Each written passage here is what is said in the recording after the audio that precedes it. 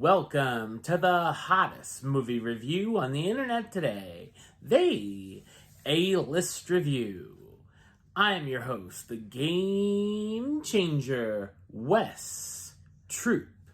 And if you've been following the channel, you'll know that I'm slowly but surely going through some of the fantastic films in the Criterion Collection. And this time we are taking our mint-flavored time machine back to the year 1990/1991, depending which websites you look at or whatnot. The back of this says 91, so that's what we're going with. This is spine number 247 in the Criterion Collection. My review of the 1991 independent comedy drama, Slacker. Coming up now. Except the house I'm living in. A day in the life of Austin, Texas, as the camera roams from place to place, providing a look at a number of eccentric characters and misfits.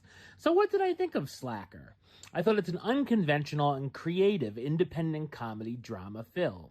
It's written, produced, and directed by Richard Linklater with a $23,000 budget, who's best known for directing films such as Dazed and Confused, the Before Trilogy, School of Rock, Bernie, and Boyhood.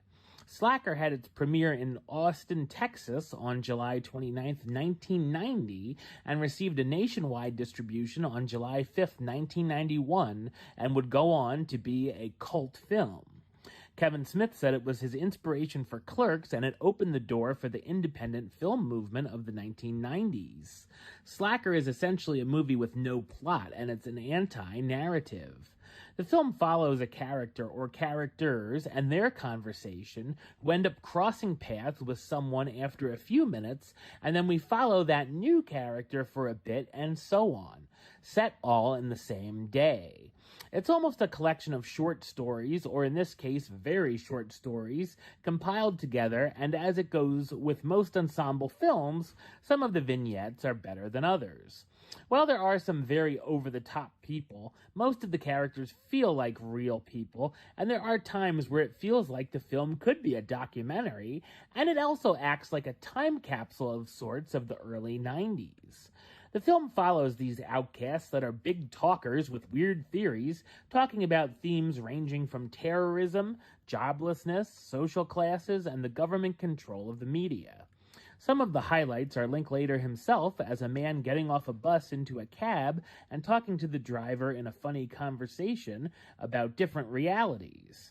A UFO buff insisting that the U.S. have been to the moon since the 1950s, and a girl played by Teresa Taylor, the drummer of the band The Butthole Surfers, who supposedly has a pap smear test that belongs to Madonna she's trying to sell. Some of the vignettes use subtle humor, such as the JFK conspiracy theorist talking to the uninterested girl in the library, or they take turns you don't expect, such as an elderly anarchist befriending a man trying to rob his house. Some of the conversations can feel a little too philosophical and deep, and can feel exhausting after a while. It's certainly not a film that everyone will enjoy, and I can see how some viewers would immediately shut it off. The ending is quite interesting as well, as characters literally take the camera and toss it around.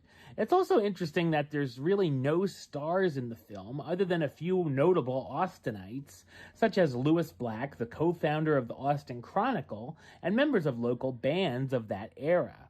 While it's only about an hour and a half, it almost feels like it lasts double that time at points and goes on too long. The film entered the United States Film Registry by the Library of Congress in 2012. Slacker is an intriguing experience with ideas that I respected more than I enjoyed. Number-wise, I'm going to give it a 6 out of 10, which gives it the A-list rating of do it. It's a small do it, but a do it nonetheless. Alright, well that's the show. I'll be back with another review very soon. But until then, don't forget to subscribe, like, and comment right here on YouTube. youtube.com/westside515. Like the show on Facebook, facebook.com/WestTroopAlist. And of course, you can follow me on the X, Instagram, and Letterboxd at West A List. Until next time, Troop out.